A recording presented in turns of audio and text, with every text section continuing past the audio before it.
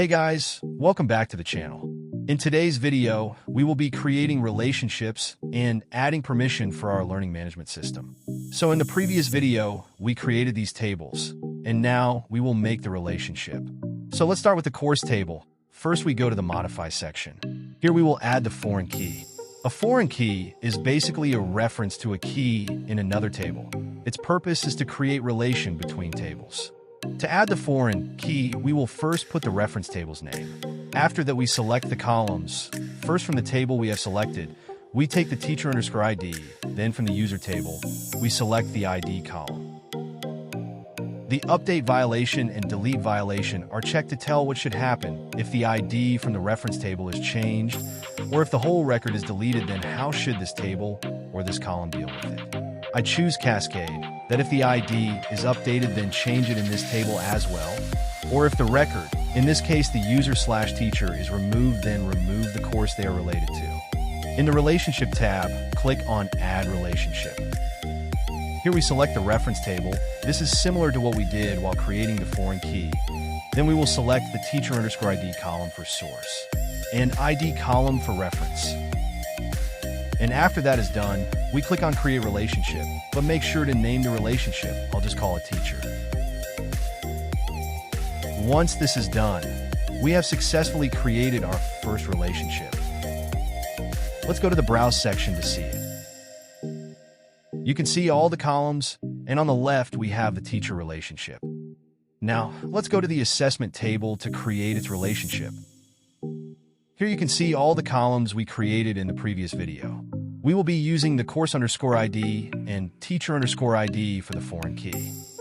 This first one we are creating is similar to the foreign key of the course table, as each course and each assessment will have a teacher who created them, and that's what this key represents. Now for the second foreign key, this one is going to be with the course table itself, as an assessment can be part of a course or not. This key will represent that relationship. So we select the course underscore ID from the assessment table and the ID from the course table. And the same violations for update and delete as done before. Now that we are done creating both foreign keys, we will move to the Relationship tab to add the actual relation. Let's first add the name for this relationship. Then we will add the user table as the reference table as we did for the course table. Let's add the teacher underscore ID in the source table. Now in the reference column, we add the ID column to complete the relationship. The relationship is created, and Hazura is actually already suggesting us the second relationship. So we will just confirm this as the name is also already there. This is probably because we created both foreign keys, so Hazura is suggesting the relationship. Anyways, the next table is the course lessons table. So in this, the foreign key we will create will be with the course table, as each course lesson will have a corresponding course it is related to. We add the course underscore ID from the course lessons table and ID from the course table. The update and delete violation will be Cascade. So if the course is updated or deleted, that change will be shown here. And that's the only foreign key we need for this table. Let's go to the Relationship tab to add it. Now, because this is getting repetitive, I'll fast forward this part. Alright, and we are done with the course lesson table. Next up, let's select the enrollment table. Here we have two columns, the student underscore ID and course underscore ID, with which we will make the foreign keys. It's a similar process, so I'll fast forward and explain a bit. The first foreign key in relationship is the student relation, because each enrollment record will have a student ID, and that will point towards a user table. And the second relationship is with the course table to point towards the course the user/student has enrolled in. Now that we have created both foreign keys, let's head to the Relationship tab. Now, let's add these relationships to the table to track. It's a similar process as before, so I'll skip ahead. Again, Hazura is suggesting us the second relationship, so let's add it. Now we have the final submission table. I'll fast forward the process as it is similar to the previous ones. Here we will also have two foreign keys, one for the assessment, as each submission will be related to an assessment, and the other for the student, who is the one doing the submission. Alright, now that we have the relationship sorted, let's focus on the permissions. As in our project, we will have teachers and students. They both will have different permissions for different tables. Let's start by adding the permissions to the user table. First, get to the Permissions tab. Here we will start by adding a new role called Teacher, and we will add all the permissions to it. Let's select the cross on the Insert section. This section is to add data or records to the table. We will allow the teacher to create a user's record without any checks, as on the first time signing up, they wouldn't even be in the database. The next section is called Select, and this section is to access the data. We will add a custom check, where we will make sure that the user can only access their own data by adding that the ID in the record has to be equal to the Xhazura user ID. This value will be present in the JWT token, which will be created when a user logs in or signs up. Now for the Update section, which is to update the already existing data. Here we will have the same rule as Select, that the user can only update their own data and no one else's. Now the Delete section is to delete the already existing data. Here also we will give the same rule that the user can only delete their own data. Now that we are done with the teacher's rules, let's make another role called Student. For the student, the rules will be exactly similar as that of teacher for each section. So let's fast forward ahead.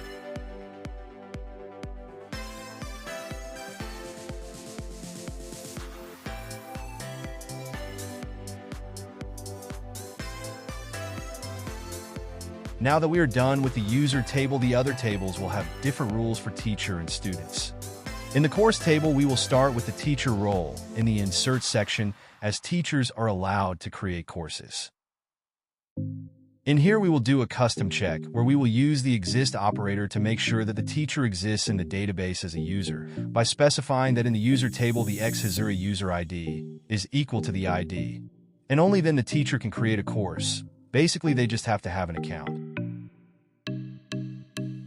Next, in the Select section, we will do another custom check.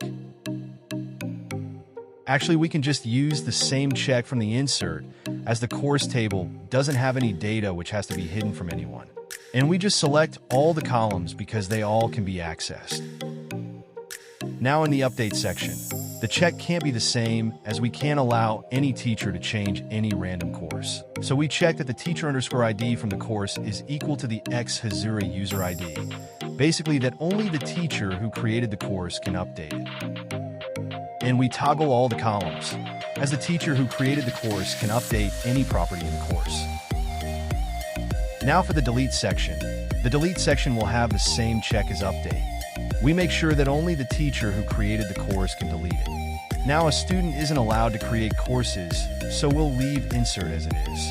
In Select, we will add a custom check. This custom check will use the exist operator, as we just have to check if the user or student has an account in our app. We will add the user table name and then do a check in it that the ID is equal to the Xhazura user ID. We will allow all the columns for student as well. Students aren't allowed to update or delete a course, so we will leave them as it is. The next table we will look at is the course lessons. We'll start with the teacher role, as teachers are allowed to insert or create course lessons. The custom check we will do for this involves the relations we created early on. Here in the course related to the lesson, only insert if the teacher_ID matches the Xhazura user ID. Meaning only allow insert if the course this lesson is and was created by the same teacher. In the Select section, we will use the same rule as insert, so for teachers, only the teacher who created the course can see the lessons. Now in the Update and Delete sections, we will have the same logic again for the same reason, so I'll fast forward. And now for the student, as they can't create, update, or delete a course lesson, we only have to work on Select. The check for this will use relations again, this time from the course this lesson is a part of. The enrollments of that course, if the student_ID in that enrollment matches the Xhazura user ID, we allow this user or student to see the lesson content. That's it for the course lessons table. Now let's go for the assessment table. We will start with the teacher role. Any teacher should be able to create an assessment, so we will use the exist operator to see if they exist in our database. But when it comes to select, we will have two scenarios, as an assessment can be either part of a course or it can be public. So to deal with that, we have to use the conditional operators like or, and. So in the first scenario, when the assessment is part of a course, we check it by seeing if the course_ID of an assessment is not a null. And if it isn't, we check if the teacher trying to access the content is the teacher who created the course of which this assessment is a part of or not. You can see the check code. Up till now here. Now for the second scenario, if the assessment is in fact public, we check this by seeing if the course ID is null. When it is, we only have to check that the teacher exists in our database and no further check is required. Now let me just show you the whole check code. We will toggle all columns to access. For the update section, the check will be small, as regardless if the assessment is public or not, only the teacher who created it can update it. So we just check if the teacher ID in the assessment is equal to the Hazuri user ID. And as they are the teacher who created the assessment, we allow them to update any field. The delete section will be the same as update section. We only have to check if they're the teacher who created the assessment, then they can delete it as well. Now for the students in the assessment, they are only allowed to select it. We will again have two scenarios with this, as the assessment can be public or not. For the first scenario, we will check if the assessment is part of a course. If it is, then we check if the course this assessment is related to, and the enrollments that course is related to, if a student ID and those enrollments match this user's Hazuri user ID. I made a mistake. I forgot to add the and operator, which makes sure that the course ID check and the student ID check both have to be true for the condition to be true. Let me fix that. Now that this is fixed, let's go to the second scenario. So in this, we first check if the assessment is public by checking that the course ID is null. Then we check if the user exists in our database or not by making sure the user ID matches. Now let me show you the whole check code for the last time.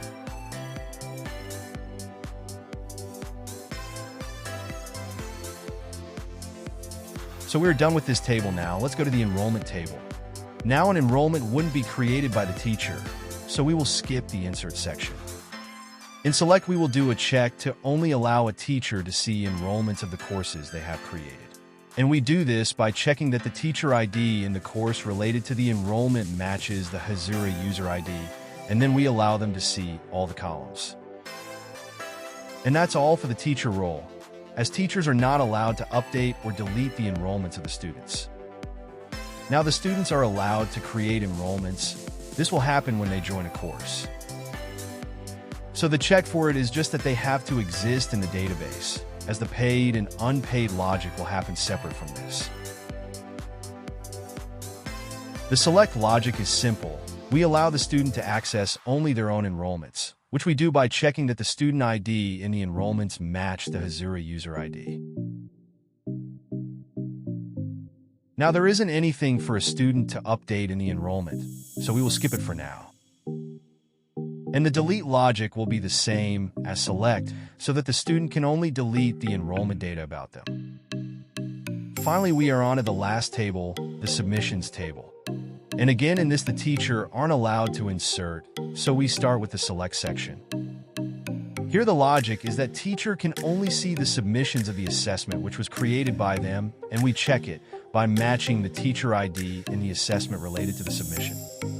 And we will allow the teacher to update the submissions of the assessments they created. Here the check is the same as select, but in the column section, we only allow them to update the marks percentage, as it will be the teacher who will add the marks later. The delete logic is the same, although I'm not 100% sure if I want to give the teacher the ability to delete student submissions, so I might change it later. Now a student is allowed to insert a submissions, and its logic will be a bit long, as we have to make sure if an assessment is inside a course, then the student have to be enrolled to be able to submit.